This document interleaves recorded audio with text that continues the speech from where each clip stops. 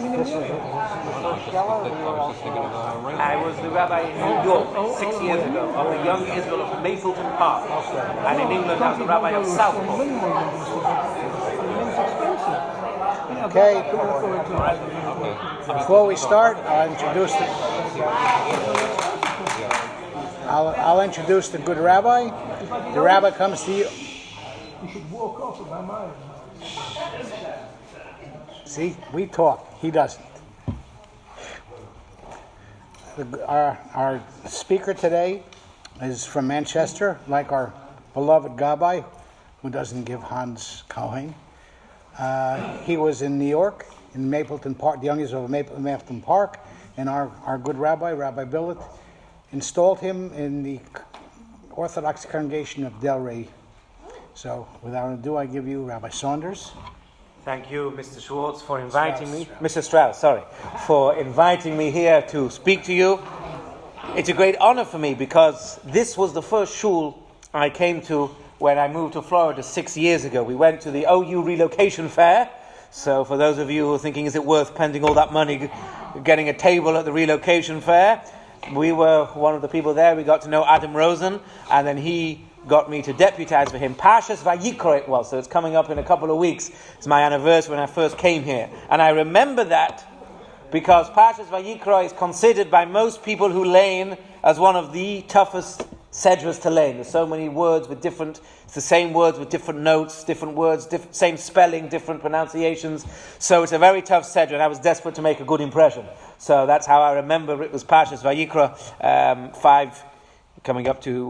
5 years ago. So this was my first shul, and I deputized many times over the summer months when Adam was away, stayed upstairs in that apartment there. I don't know if they still have somebody living up there. I think Rabbi Millen was living there at the time.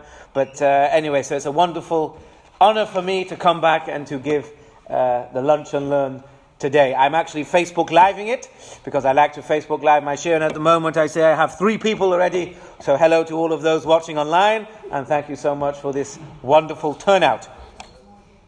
I was here Saturday night for the Kumsitz, which was a fantastic event, and I noticed there they used the microphone, but I see you think maybe people from England and Manchester have loud enough voices and we don't need a microphone.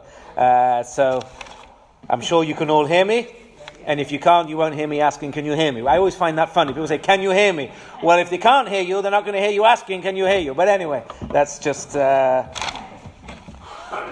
the topic today is an inside look at the kashrut world, and then we'll get on to talk about, can you buy fish from a store? Which is interesting because it says prelude to your fishing trip. But I thought this fishing trip was to catch fish in the sea, not to cheat and then go to the store, buy the fish and come home and say, oh look, we caught all this fish.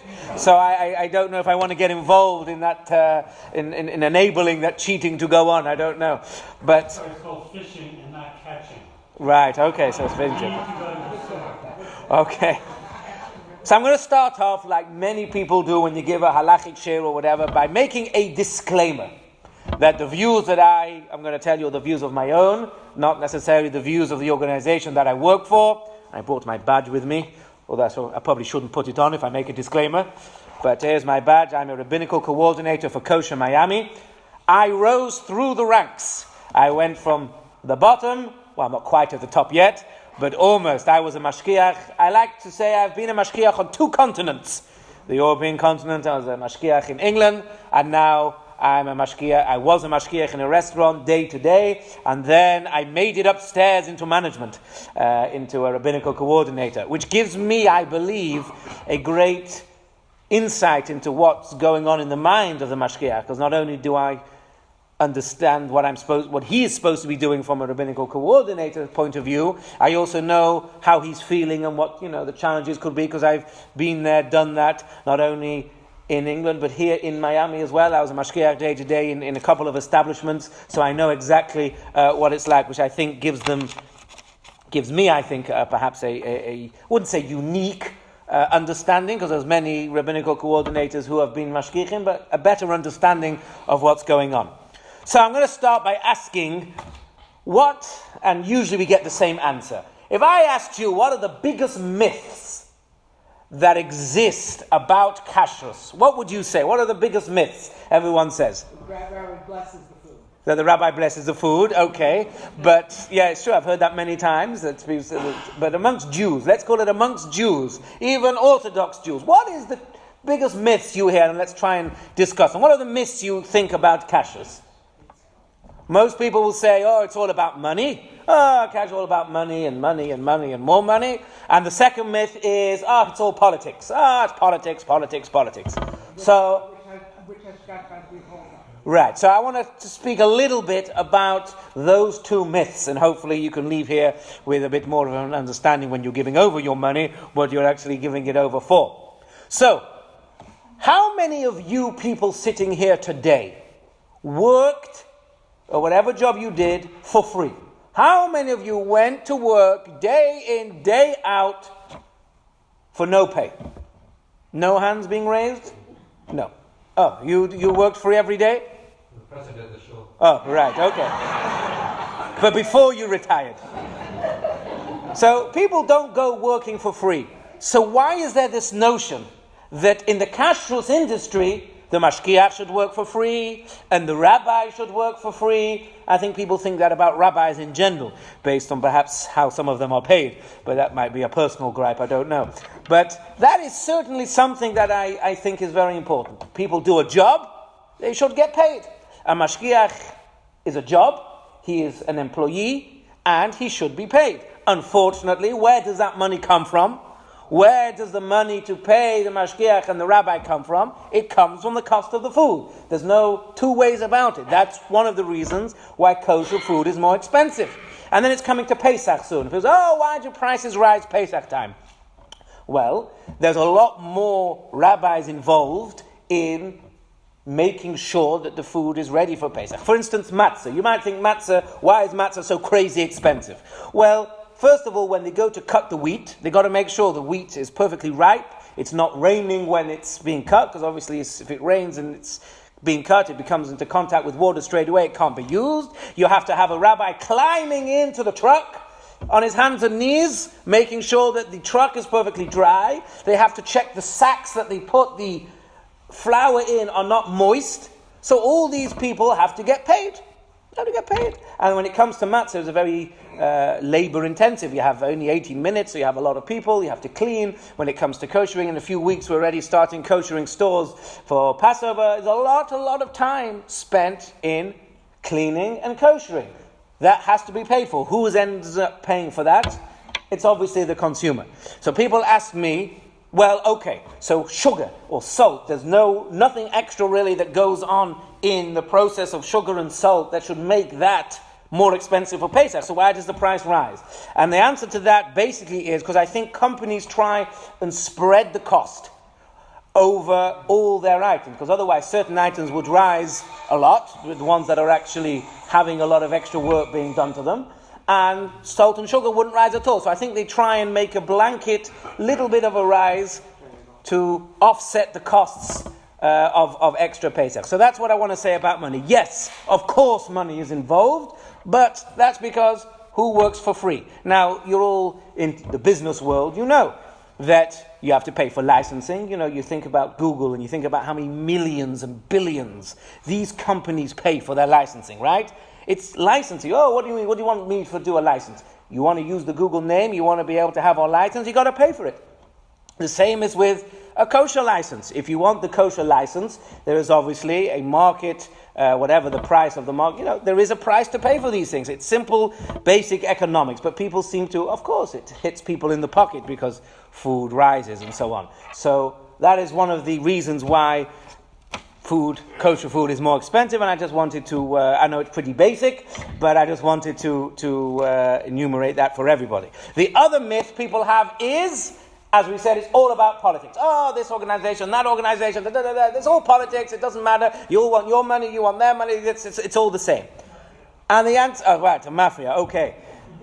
The answer is, that is not quite the case, because there are many differences between different organizations. Again, I don't want to mention organizations by name.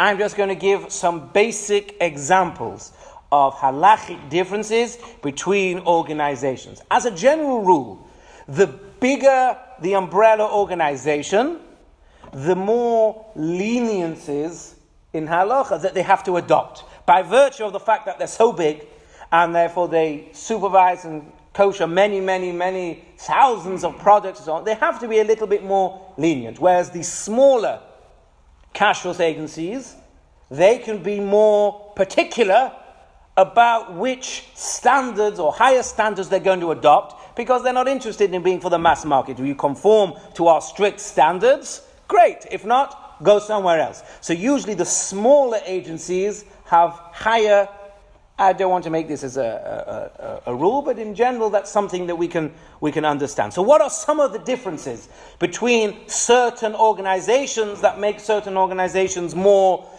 acceptable than others? So let's start with Pas Yisrael. Pas Yisrael is bread, basically, that is baked by a Jew or turned on by a Jew. Not everybody holds that you have to have bread baked by a Jew, because the rabbis relented their gezerah. They made a decree, just like you can't have food cooked by a non-Jew, you can't have bread. But then they saw, obviously, bread is a staple diet. Certainly was in the olden days. The apostle says, "Ki lo ya'al lechem levado yichya adam." You can't live on bread alone, as I say, because everybody wants to have a filling in it. But anyway, but you have to live on the word of God. So you see, bread was a staple food. Now everyone says you shouldn't eat any bread, but certainly in the olden days, bread was a staple food. And if you said you can't have bread cooked by a non-Jew, in the olden days, they wouldn't be able to eat so much bread, so they relented.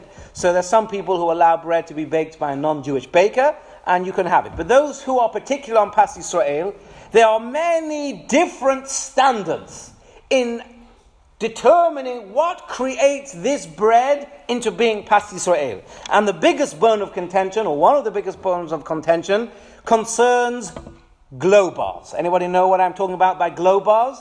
Okay, so let's back up a little bit. So basically, these huge, massive bakeries do not have a full-time mashgiach. There's nobody there every second turning on the ovens. So the ovens are left on, the ovens are on, and then these bakeries are baking thousands and thousands of loaves of bread a day, a week, and they're in the same ovens. So how do we ensure that these ovens are not going off and the non-Jews are not switching them back on? So there is a glow bar method, which is basically they insert a glow bar that glows and emits heat. And that is locked into the oven on a separate circuit, separate electrical circuit with a lock box that nobody else can turn it off and on. And that stays on the whole time, and it's emitting heat. Even when the office is closed, the plant is closed, it's the weekend, whatever it is, this glow bar is on 24/7, and it's emitting heat. So when the non-Jews come and turn on the oven, they are basically, for want of a better word, the way we're going to understand it, they're just increasing the heat. And that is enough, because if a Jew has already started the process, that's enough to be considered Pas Yisrael. Or is it? So here we come to the debate. How hot do these glow bars need to be? Can they just be a few degrees? 50 degrees, 60 degrees? Or do they need to be what's called yad soledes, a heat that your hand is going to recoil from, 125 degrees, 140 degrees, 170 degrees? And of course, there are many different opinions. Some people say, no, it can just be a few degrees, and they use that. Some people say it can be 20 degrees, 100 degrees. Some people are particular that it has to be 140 degrees. So as I say, there are different halachic opinions in just this glow bar idea. So some organizations will say, well, I'm very sorry, your glow bar is only at 60 degrees Fahrenheit. That is not Pas Yisrael for me. So that's where you can get one difference, for instance, between different organizations. Now, it's interesting. I probably shouldn't say this, but it's interesting because there are certain organizations that will not allow glow bars below, let's call it 140 degrees Fahrenheit, to be considered Pas Yisrael. However, they will allow bread called Pas Yisrael on the label coming into their establishments and restaurants and catering events that are Pas Yisrael, which have used the system which is much lower than what they actually agree in. And that is something that's that is something that goes on a lot. That's where you get a bit of a crossover between we don't allow it, but it is allowed in our establishment. But I probably shouldn't say that too loud. But anyway, that is something, again, a difference. You can't say that's politics. There are halachic differences. And when it comes to shechita, everyone goes, oh, chasidische shechita, what does that even mean? So again, usually the Hasidic shechitas are much smaller because they're not catering for such a big market, such as the big multinational companies. That's why you'll find the big, huge, massive companies that you see in places like Costco and so on that are selling thousands and thousands and thousands of pounds worth of meat and poultry do not usually have Hasidic shechitas on it. Because the Hasidic shechitas like to be smaller. Because if they're smaller, you can have more control. And you can impose, I don't want to use that word impose in the wrong way, but you know what I mean. You can make sure that your stringencies that you want to have are adhered to, because it's less. If you're, shechting, 1,000 chickens a day, it's going on so fast, it's going so quick, it's hard to keep track of exactly what's going on. Are they checking the knife properly between each one? Are they rubbing it on the fingers? And so on and so forth. Are they cleaning off the blood between each time? There's many different things that I don't want to get too gruesome about when it comes to shechita. But I just want to imply that there are real differences.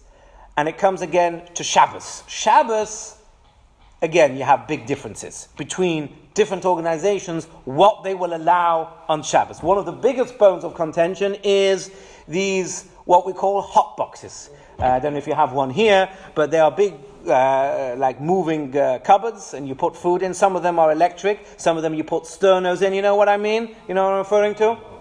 Right. So, here comes the question. On Shabbat, the rabbis made a rule that you cannot return food, even if it's got a black, whatever, into an oven and close the door, because that looks like you're cooking it. You can only return onto top of a stove, or to a hot plate, or so on and so forth.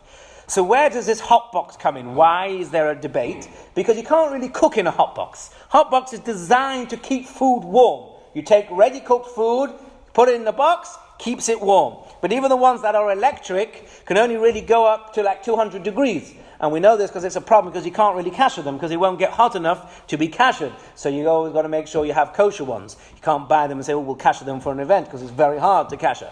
So they don't, by design, cook food. They just keep it warm.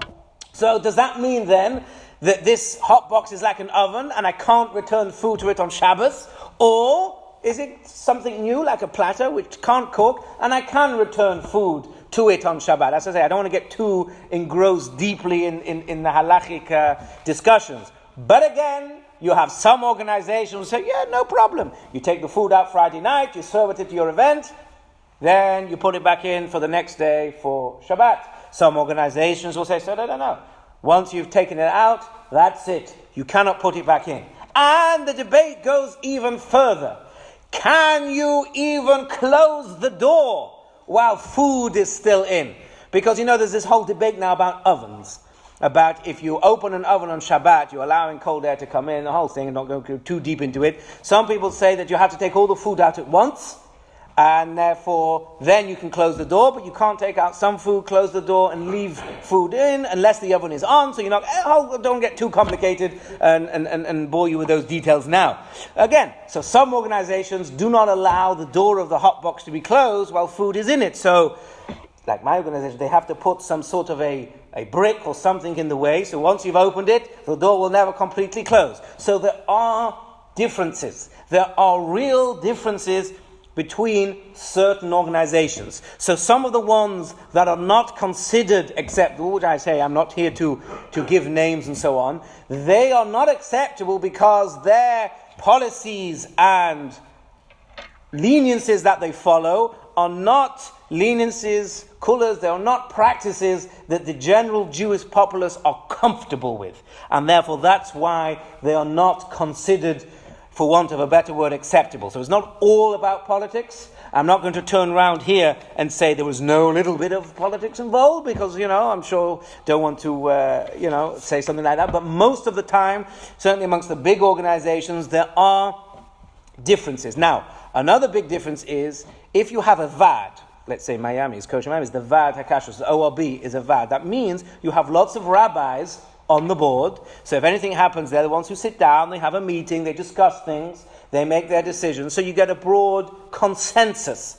Whereas some organizations are led by one, like I could start my own organization if I wanted to. Start my own organization, do my own policies, but it's all me. I make the decisions, how I want, what I want. So people are a little bit more suspicious. Ooh, this is one rabbi. Well, what happens if he, if he's a little bit, Whereas if it's a board of rabbi, well then a bit more comfortable with it because you get a nice consensus of opinion and it's much harder to sweep things under the carpet or whatever, or to get things totally wrong if you have a vad. So usually if you have like a big vad, a big group of rabbis, that's something that people feel much more happy about. So that's in general. Now I want to get into some specifics, if you don't mind.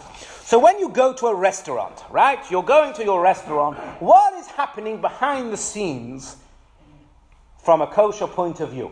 So of course, well, not every dairy restaurant has a full-time mashgiach. We're not going into that now. But let's say a meat establishment. A meat establishment should have a Shomer Shabbat person designated to be the mashgiach. So what is he doing? Why is he there? And what is he supposed to be looking out for? So, of course, the most important thing is to make sure that the restaurant is kosher. All the deliveries that are coming in. Now, even if you order only kosher, of course, big delivery companies are delivering thousands and millions of products a day and a week. Things do get mixed up in the warehouse. So you can get a delivery of things that are not kosher by mistake. It happens. And if you're not on top of it, if you're not with it, then they can, because you're not, you can assume it's good. You think, oh yeah, everything I ordered, and you use it. Yesterday, we ordered Instacart. I'm sure a lot of you do that too, where you order on an app and the food comes delivered straight to your door. No, maybe it's a young person's game. But anyway, so we have an app. Nobody's ever heard of Instacart. It's like Amazon Prime for food. So yesterday we ordered some stuff, and for some unknown reason, because we certainly didn't order it, we got a bag of Publix bread buns. Bread, the squares. We didn't even order it, and it's not kosher, and it just came with the order. Because the person who was shopping for us and delivering it, I don't know, somehow maybe it was for somebody else's order. They mixed it up, I don't know. So my wife has taken it to work to give out to some of her colleagues. So even you order something, things that you didn't even order come sometimes, because it's, people are human, and in huge warehouse they mess it up. So the first thing a mashgiach is there to do is to make sure that he is the one checking every delivery that comes in. A store's a lot harder because a store has thousands and thousands of products coming in every day, so it's a lot harder. But a restaurant is much easier to manage. He has to check that every product that comes in has an acceptable hashgacha on it. So that is number one. Number two is vegetables. Vegetables contain bugs, and actually, if you want the truth, if you were to eat a piece of non-kosher food, then you'll probably get two lavim, the lav of not eating kosher food, and then I say that you must eat kosher food. But if you eat bugs in vegetables, you eat a bug directly, there could be as many as 5 or 6 prohibitions. You're telling me 7. Depends if it's sky, whatever. There's many prohibitions involved in bugs. So technically, checking for bugs should be considered the most important aspect of a restaurant. Obviously, you have things like lettuce. Most restaurants will not allow things like broccoli, Brussels sprouts to be used in the restaurant because those are just too difficult to check, far too difficult to check on a large scale, and so on. It's too difficult. So we try and avoid all of those. But you have to check them. They wash them with soap, and then they check them on a light box. I'm not going into the whole process now. But that is what the mashgiach probably spends a lot of his time doing. Certain restaurants are very easy because they don't do many vegetables. They don't do much vegetables, like a pita place or a shawarma place. They don't do many vegetables. They do Israeli salad. That doesn't need checking. They might have a little bit of lettuce. They have a lot of iceberg lettuce. That's much easier to check. But obviously you go to some of these more gourmet restaurants or salad bars, and there's a lot more checking of vegetables to be done. So that is all handled by the mashgiach. In fact, most organizations that will allow an owner to be there most of the time as the mashgiach will not allow him to check the vegetables, A, because he doesn't have the time, and because that's very important. They would always send somebody in to make sure that the vegetables are getting checked correctly. And not only is he supposed to be checking the vegetables, he's supposed to be making sure that nobody is using unwashed vegetables. Because in a restaurant, most of the chefs, or the chef hands and the sous chefs or whatever, they're not Jewish. So they're not used to being involved with kosher in their house. They do what they want, when they want, how they want. Milk, meat, these things don't even enter their mind. So most people make mistakes. Not necessarily on purpose. Yes, of course there are people who are trying to do things on purpose occasionally, but that's, Baruch Hashem, quite rare. But they don't think.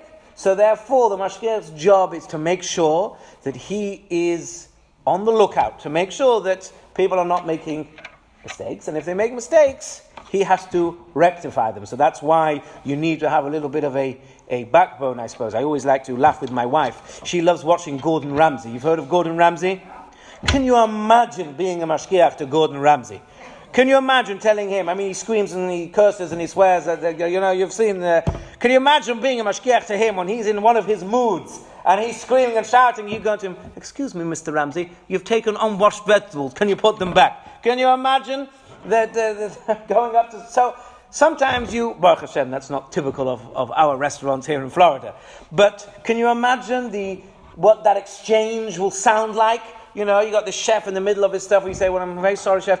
I saw you turning on the fires. You're not allowed to do that. You have to not serve this food now. Can you imagine what they'll say? They spent half an hour working on this gourmet piece of meat and whatever. And you say, well, I'm very sorry. You can't serve it to your kosher customers or whatever. Can you imagine how terrifying that can be? That's kind of quite, especially they're the ones with the knives. You know what they say, don't argue with somebody with a big knife. But, sometimes it can be frightening, it can be scary. So you need to have a mashgiach who has a backbone, somebody who can stand up for himself, and somebody who, at the very least, can recognize something and maybe phone the rabbinical coordinator. So that is something I like to point out. Another thing, obviously, we mentioned fires. All the fires are turned on by the mashgiach, so there's no problem of Bishul Akum having a non-Jew cooking. If a non-Jew were to turn on the fires and cook himself, then that would be a problem, and therefore the food wouldn't be able to be used for the Jewish consumers. There are ways you can rectify it even while he's cooking. If it's not completely cooked yet, you can take it off, put it back on, or whatever it is, but we're not going into that now, but that is something that the rabbis will have to determine. As a consumer, very important as a consumer to always read the certificate. Now, I don't want to talk about the ORB, which is what you have here, but I'm going to talk about Kosher Miami, which is the organization I work for. Here is a certificate. This happens to be Noma Restaurant. They've not paid me to advertise for them, don't worry. This is just a certificate I had, an old certificate I had lying around. So it will tell you on this certificate that all products are dairy, Chalav Yisrael, that all the products are Pas Yisrael.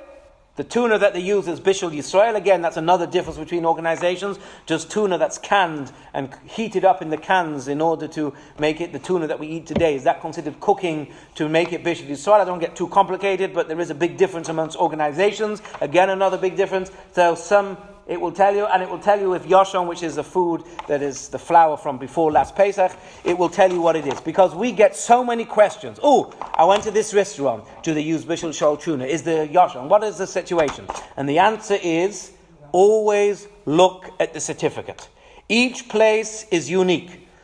I don't want to talk for the ORB, but in Kosher Miami, not every restaurant is Pas Yisrael. Not every restaurant has exclusively Pas Yisrael things. For instance, fortune cookies in Chinese restaurants. Apparently you cannot get Pas Yisrael fortune cookies.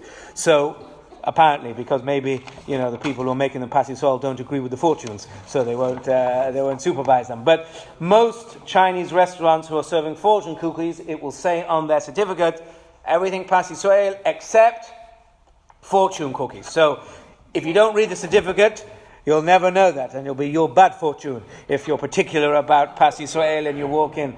But this is very important to see what you are getting yourself into.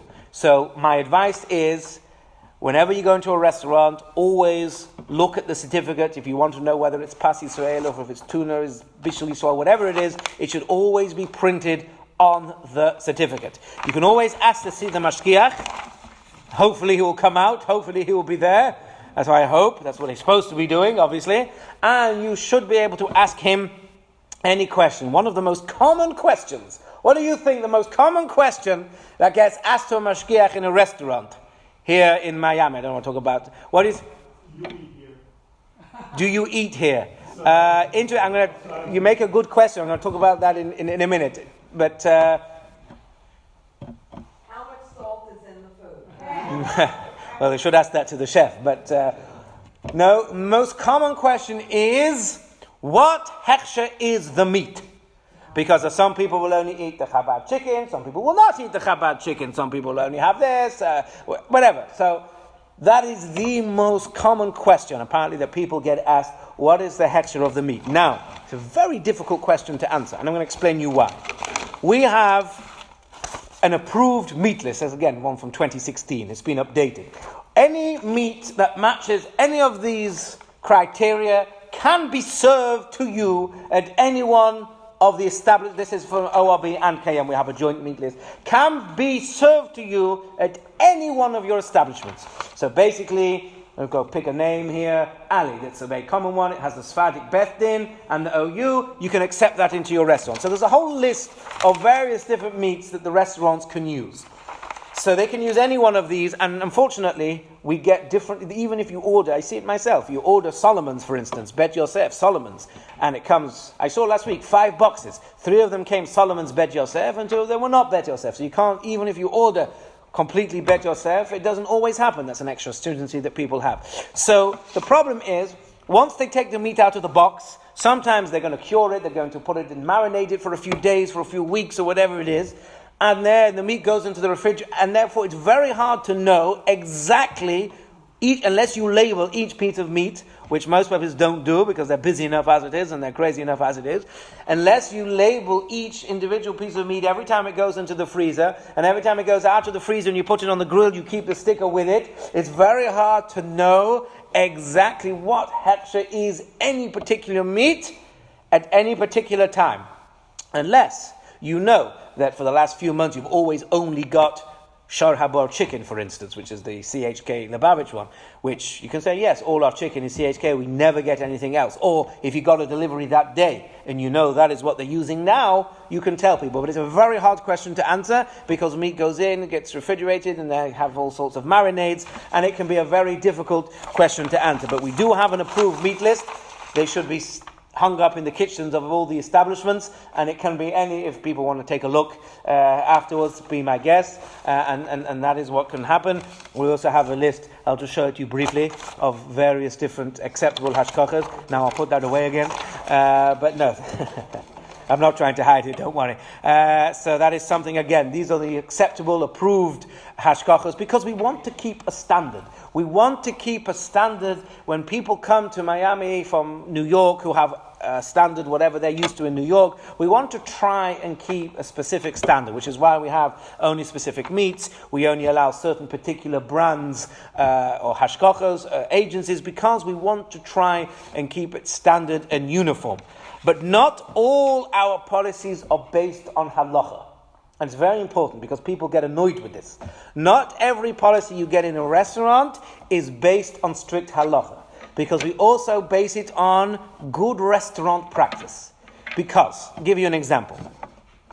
I don't want to get too technical with this, but on Shabbat you're not allowed to squeeze a lemon, for instance. You can't squeeze the juice out of a lemon because it's mefarek, which is a problem of dosh. It's like threshing. However, without going into too much details, you can take this lemon, squeeze the juice directly onto a piece of chicken, for instance, because the juice is coming from a food, it's going directly on top of a food, it's like it's never left the food, and without getting too complicated, that's allowed. However, all caterers will not allow you to do this. Why? Because then you just get into it gets too difficult. We had one person say, I know I can take this lemon mashkiach, and yes, you know that, correct. You're right. But if we start saying to people, yeah, you can take this lemons here, yeah, you can squeeze them if you're doing it, you can't keep track of it. It's too complicated to make a uniform, it gets too complicated. So we try and keep it simple. No lemons allowed to be squeezed or even used in teas or whatever, because people squeeze them in events on Shabbat. That is something that is quite uniform amongst most kashrut agencies. And that's an example of, yes, the halacha tells me I'm allowed to do this. Yes, I know. But if you allow things to happen, you're going to end up with a huge, I'll tell you a story that happened to me personally. If you have new vessels, utensils, let's say glass and metal, you're supposed to take them to the mikveh first. But if they're owned by a non-Jew, so if there's a non-Jewish partner and owns the stuff, a non-Jewish restaurant, they don't have to go. So some places, caterers have thousands and thousands to have an event. So what do they do sometimes? So they have like v'chiras chametz, where you sell off all your chametz to a goy. So they sell off their utensils and everything also to a non-Jew to make this whole thing. So therefore they're owned by a non-Jew, and therefore you don't need to take them to the mikveh. That's when it's done properly and formally with some of these massive caterers that have thousands and thousands of things. But to do it on the fly, such as some people used to do it with electrical machines, because, there's a whole debate whether you should take electrical machines, like a toaster, for instance. You take it to the mikveh, it could ruin it. So some people say you take it, give it to a non-Jewish friend as a present, ask him to allow you to use it, and therefore technically belongs to... I don't want to get too complicated with things. So there was a case in one of my restaurants, they had things, it was just before Pesach, they got a delivery, couldn't take it to the mikveh, I said, okay, I brought the owner, because I can't give it to a non-Jew, it doesn't belong to me. Got the owner, phoned the owner said, yeah, we made the whole thing, sold it to one of the staff, and they allowed it. Later I found, they never took anything else to the mikveh, because they thought, oh yes, the rabbi... But then they didn't do this selling thing because I wasn't there. People thought, oh yeah, we didn't have to go. So you see, sometimes even though you allow things which are halachically acceptable, but then you open up, I don't know if you have this expression here, a can of worms, right? And then they forget, oh yeah, the rabbi sold it to the non-Jew, and they think, oh yeah, he just told us you can't go, and then all of a sudden they're not taking things, and therefore you sort of lose that power and control that you have. So even though things sometimes are halakhically acceptable, we have to put our foot down and make sure that things run in a smooth, uniform manner, because that is what when you go to a restaurant, when you go to a kosher establishment, you want to know, you are relying on us, that the food you're eating is kosher, it's a decent standard of kashrut, your food is being prepared on utensils that were taken to the mikveh, on ovens that were lit by a Jew, and your vegetables have been checked in a halachically acceptable manner by the mashgiach. That's what you want, and that's what we have to ensure. So in order to do that, we have to make policies that sometimes don't follow halacha. They're stricter than halacha because we want to keep everything uniform. So now I want to come on to the fish. I kept it to the end so you'd all be nice and waiting till I discuss the fish. Can you buy fish from a non-kosher store that sells non-kosher fish? So let's start off at the beginning. So what makes a fish kosher? The fact that it has fins and scales. Does every type of scales make a fish kosher? No. Because the Rambam came up with this idea, not that I'm not belittling it, I don't mean it that way, but the Rambam was the one who said the scales have to be easily removed, either with a knife or your finger. You have to be able to scrape them off easily, as opposed to being stuck to the skin. Apparently, scales that are stuck to the skin are called gonoids or something. That's the official term. They're not even called scales. So, for instance, a fish that is commonly called a sturgeon, and you have to be careful because different fish are called different names in different parts of the world. So the same name of a fish that is kosher in America might not be kosher in another part of the world because they hold different fish. That's why if you look in any manual, it won't give necessarily names of fish because it's very dangerous. So a fish in America that's referred to as sturgeon is not considered kosher because its scales are stuck onto the skin and you can't scrape them off without scraping off bits of the skin. So the first thing to see whether a fish is kosher is, does it have scales? Because if it has scales, it has fins. And can they easily be removed? Do you have to take every piece of fish and try and remove the skin, the scales? No. In the restaurant, we tell people on a regular basis, take this, if you're getting a big fish plate and getting hundreds of fish, and the fish looks always the same as the fish you always get, okay. But we still tell them on a regular basis just to try and scrape off a few scales. So when you pull your fish out of the water, you're a huge, massive fish, and you're excited that you pulled out a fish on Thursday. First thing is check. Oh, it's Wednesday. Okay, right. So maybe you're so excited you go back again Thursday. But you get the bug and you want to go again. So you go on Wednesday. The first thing is to see, does it have scales? Can I easily pull off these scales with my fingers or with a knife? So when you go to a non-kosher fishmongers, you have to see the fish. You cannot just say, give me a piece of tilapia, because you don't know that they're actually really giving you a piece of tilapia. There are many fish that look like tilapia that are not kosher. You have to see a piece of the skin that it has scales on. If you go to a kosher restaurant, they get lots of fish that is skinned because they want it skinned because they can't be bothered spending hours skinning it. But you'll notice they always leave about a square inch of the skin so that mashkiach can check that there are scales. That's acceptable as long as you see they haven't been restuck on from somewhere else. It looks like it's really part of the skin. Apparently there have been stories where companies were sticking on patches. There's no end to it, I know. I'm trying to make you become vegans. So first thing is when you go to a non-kosher store, check. Say, can I see this fish? Does it have fins and scales? Good. Now the next thing you have to worry about is, are they going to be using knives and boards to chop it and skin it that have residue of non-kosher fish on? Because they could easily have fatty bits of the fish that they've cut, and then they're going to take this knife that has I know it's not hygienic, of course, but this could happen. They take the knife, or the board still has bits of the fish, and they cut your kosher fish and they skin it. And what are they doing? They're basically rubbing all your fish with fats of non-kosher fish. And don't forget, with a knife, there is such a thing called duchke de sakina, that the forcing of the knife can allow an absorption of taste to take place. Normally, you can only have a problem of making something treif if there's heat source involved. If you're cooking something or you're leaving it for 24 hours pickling, but with a knife is different. A knife can somehow push in the taste because it's so forcing it in. So you have to worry, maybe they're going to have bits of dirty non-kosher fish. So there are a couple of ways that you can get around this. The best way, but also probably the most annoying way, is to take your own board and your own knife with you to the fishmongers and say, here's my knife and board. Here's this fish I see it has fins and scales. Please, can you cut it in front of me so you see that it's kosher fish and you see them cutting it, and then you're all fine, no problem. As I say, that's quite annoying, schlepping your board and knife with you. I'm not sure a lot of stores will let you in. You go to Costco with this big knife and they said, excuse me, what are you doing? You might get arrested. So the next method is to ask them to obviously now most of the time, of course, they're washing them and cleaning them anyway, and this is where it can get a little bit embarrassing, and I know it can be a little bit embarrassing, and some people are a little bit, nervous of this. Really, you should ask to see that it's clean, because, what they tell you it's clean, but around the edge of the board there could be all sorts of things. And then also they should be doing it in front of you. So if you go to a fishmonger's where they just have a small window, I don't know, where you can't see what's going on, and all the fish, they say, yeah, we'll go bring you your fish, it's cut in the back somewhere, that could also be a problem for this, because you don't know what they're doing. If you go to somewhere where it's a counter right down in front of you, and you see the fish over there, they take out the fish, you see they got the clean knife and board, and they do it all in front of you, that's fine. So if they do take it somewhere else, you still have a third way. So you're not totally finished here.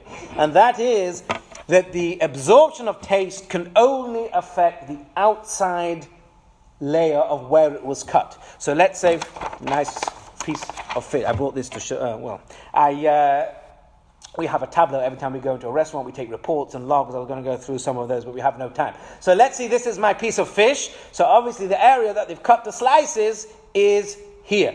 So therefore, this is the area here that could become non-kosher. So either, depends, some people say you just need to wash it thoroughly, but most people will take a little sliver.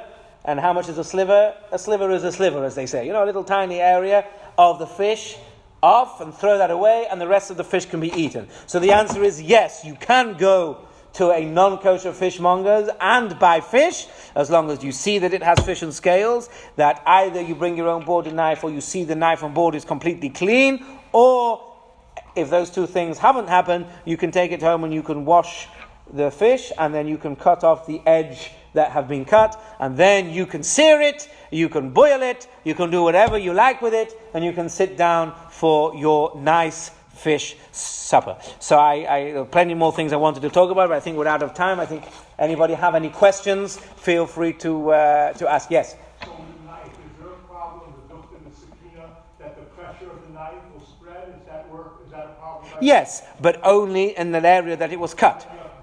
Just the small sliver area, because it's not hot knives, and it's not, even if they've cut the non-kosher fish, the fish was cold and so on, so therefore there's not a huge absorption that has gone into the knife in the first place. So it's only just a small sliver.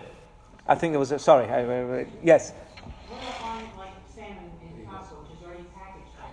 Right. So I should have mentioned this, thank you, that salmon is the only fish that apparently is orange, and therefore you can rely that it is a kosher fish because there's no other type of fish that it can be. So you can rely that you can buy salmon without seeing fins and scales or any skin on it. However, you still have the issue of the knife and the fish. However, there is a new leniency coming about for big commercial companies that have proper hygiene standards. So you mentioned Costco. Costco obviously is heavily regulated, and they are not going to be, they do so much fish, these companies, you're doing thousands and thousands of pieces of fish, so they probably have dedicated knives for the salmon and boards, and they are washing the stuff down regularly. So the chances are in these regular, I don't want to use certain adjectives here, but certain proper companies like that they are going to be clean. If you went to somewhere that you wouldn't have necessarily that confidence, let's leave it at that it was going to be scrubbed and clean, then you would have to take off the edges of there. But if it's cooked, or if it has the, sometimes they put spices and stuff like that, of course, that is a problem. Anything that has oils, spices, eggs, anything like that has to have a hechsher on it. So we're talking about completely raw fish. So that's something. Yes? Essentially, so the bottom line for fish, aside from salmon, is really you need to buy a whole fish, correct? If you bought the whole fish and took it home and filleted yourself, fine. You don't necessarily want to take it home, but you have to see the whole fish. Yes, unless that little piece that you're looking at has a piece of skin on it, yes. Or you can buy pieces of fish that still have its skin on, which I know is quite common because the fishmongers tell me the skin is where you get all the taste from. That they tell you it's better to, so they tell me, the chefs, that it's better to cook the fish with the skin on and then cut off the skin afterwards. So it's not so uncommon to see, fillets of fish with skin on it. But any other questions? Oh, yes. Okay, recently I was on a cruise and I spoke to the maitre d' and I wanted salmon. And everybody thinks that if you double wrap the salmon, it's good. But I got back the salmon, it was double wrapped, but the tin foil was brand new, meaning it was not put into the oven. And the salmon came back with sear marks on it. So they thought that by double wrapping it, that's what made it kosher.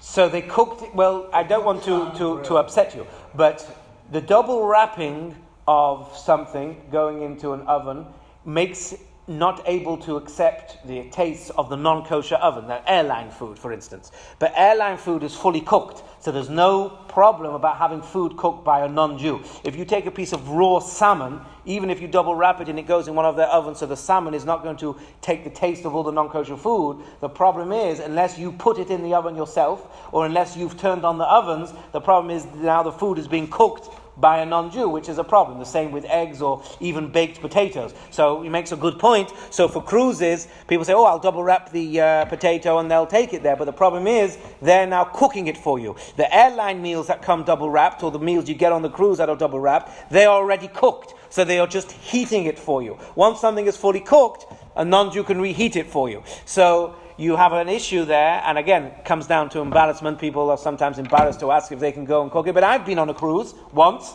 and there were little stations all over the place. I remember, because I did. There were little stations. So you had the big massive kitchens, but let's say in the room, there was these little stations with these small little ovens. That's what I remember. So there, you could take your salmon, maybe cut off the edges. You could double wrap it so it wouldn't become non-kosher, and you could put it yourself into these small little oven kitchens that they have there. Usually, if you ask with enough authority that you know what you're talking about, apparently they will let you, because they see, we have to. They're all in the business of pleasing everybody. So apparently the idea is to ask with authority that you've done it before and you know what you're doing, and then they'll let you in, because they think, we're in the business of pleasing everybody and making sure everyone has a great time and nobody wants any bad reviews. But if you sort of say, I think I should, they'll be like, no. But if you ask with authority, they should be able to. Yes.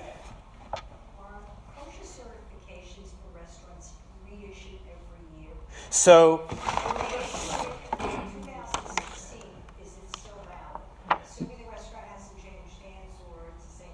Okay, so Kosher Miami reissue our certificates every 3 months.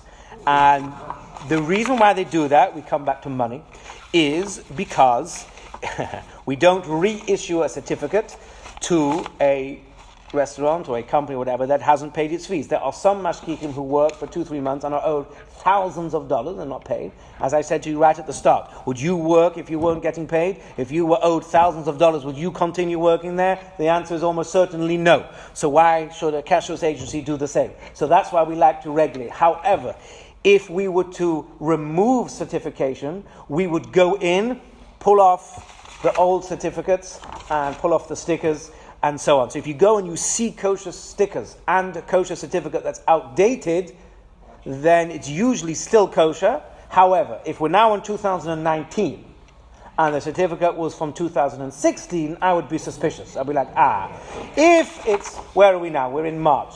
Almost. So we're going to issue certificates at the end of our certificates around January, February, March. So if you went to now and the certificate ran out like this one, that's why I still have it, ran out the 31st of December 2018, you say, well, it's 8 weeks and may not have paid, maybe the rabbi didn't get around to giving the new one yet. Okay, as long as they still have the old one up and they had the stickers in the wall, you can say, right, they're still under certification, or you can always check on the website. But from 3 years ago, I'd be like, 3 years ago, because if you didn't pay your bills for 3 years, they, then I can assure you they probably wouldn't be kosher anymore.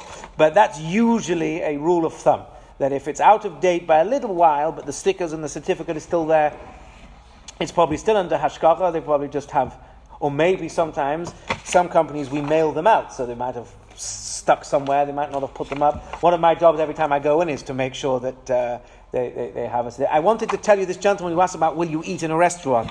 We have, as I said, we have this tablet that we go in, and every time we go into a place, and we have our let's find it here, hold on a minute. So we have, I have my Kosher Miami visitation portal, and then I come in. Don't worry, I won't let you see any privileged information and my passwords. And so we have a list here of the establishments, right? The name, whatever. If I click on this one, is 26 Sushi and Tapas, for instance, and therefore it tells you what it is, and then it gives you a whole list of questions to go through, and you type the answers. It's a good way of marketing. One of the questions on one of the lists is, would you eat here? Because, no, it's a very important question, because if you're the mashkiach and you're like, well, I'm not going to eat here, then what are you doing in your job? Because, if it's not going to be good enough for you, why then you're allowing everyone else to eat it? Having said that, there are certain people, let's say when it comes to Pesach, okay? Some people particularly will never eat out Pesach because that's their stringency. But there might be a mashkiach in the restaurant. So if you tell, are you going to eat on Pesach? They'll say no, not because they don't think it's kosher enough for them, but because certain people, won't eat. Some people will never eat meat out. There are some people who won't eat, some from people will never eat, they'll eat fish or whatever. So you could say to them, you don't eat it. If they say no, you say, why? If they say, because I never ever eat out, okay. But we would encourage them never to say that. But obviously, if they say, I never eat it, the food is not kosher enough, that's a big red flag. That's a big problem. You're supposed to be making sure. Are you telling your rabbinical coordinator? That's, it's a very big red flag. And it's on one of our, of course, I'm not going to find it now, because there's 20 concentrations, and I can't remember which one it's in. It's probably in the mashkiach one, I'm guessing. But anyway, so yeah, we have these portals, we have these questions, and we go through them. So you do a new visitation log. Am I going over time? If I am, so we put in who the mashkiach is. I'll just make it up. No mashkiach. Okay, let's see the mashkiach here. See if I can find this question. If it's on the mashkiach, will you eat here? Dress code, it's Yom Hashem Shabbos reports. Oh no, it's not on here. But it's definitely a question on one of them. Would you eat here? So, yeah. Oh, here, eat food. Here we go. Would you eat in this restaurant? You see? Can you want to come up and see it? I'll let you see. On one of the logs here, where mashkiach, what were you doing when the mashkiach arrived? Just go to minyan, eat food. Would you eat in this restaurant? It is a question that we ask and we log. The answers are yes, no, or not applicable. I'm not sure why there would be a non-applicable, but again, if he's a vegan, for instance, and he's in a meat restaurant, then of course he's not going to eat there. But so sometimes there could be mitigating factors. But that is definitely something that all kashrut organizations are conscious of with the mashgiach. In England, when I was mashgiach at catering, not only would they make the mashgiach eat, they made the mashgiach eat in public. Because if you go to an event and you see the mashgiach eating the food, he's eating the food. Just to say, he's eating in the back somewhere, isn't, So when it was great, because it always made I get food, always get to eat. But they always made sure the mashgiach in the public area would be eating food. Not the whole time, obviously, because then you would say he's always eating, what's he doing? But it is something that we're all conscious. I think somebody else wanted to ask a question. Yes? What is your the attitude, you think, about a mashgiach doing work that's not mashgiach-based, meaning being helpful? Right, so this is the catch-22. Right, it's catch-22, because on the one hand, of course, people are paying mashgiach, most of them, like $15 an hour, so some people say that's a lot, some people say it's not a lot, so they're paying them and they want to get value for it. Especially in some restaurants when there's not a lot of vegetables to do, they want to get value. Of course they do. And that is something we're all conscious of, and we try and help the mashgiach to be more useful. Of course, having a mashgiach sitting there doing nothing is something that is not a... But, on the same time, we have to be careful the mashgiach is not stuck at a station.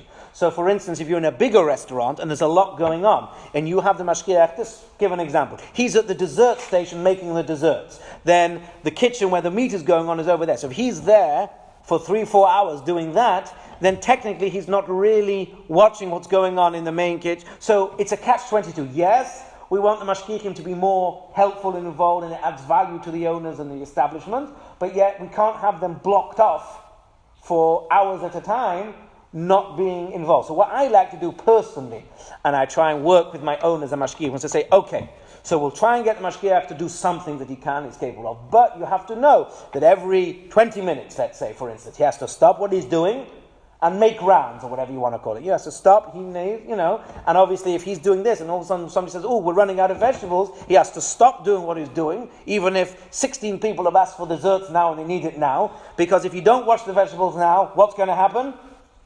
They're going to use them when not washed. However, most mashgiachim, we train them to be proactive. If you see regularly to check, if you see the levels of the bus pans are going down, you refill them. Because again, people make mistakes. If you see nothing there and it's in a big rush, you're quickly going to grab something because you're not used to thinking, washed, not washed. But if you make sure they're always topped up and they're always there, they have what they need, then there's less chance of them making mistakes. So, are you a restaurant owner? You've been in the business. You've come from that side of from the other side. No, I was in the food business. I know it's controversial because it creates tremendous resentment. Right, because the mashgiach is usually paid more than some of the people doing all the hard work. I know. Yes, that is definitely one of the biggest issues that we face. Yes, it's But then you look at it from the other way, and people say, "Well, I can't be a mashgiach. How am I supposed to support a family of 4 or 5 kids without benefits on $15 an hour?" So unfortunately, you see both ends of the, it's tough. Yeah.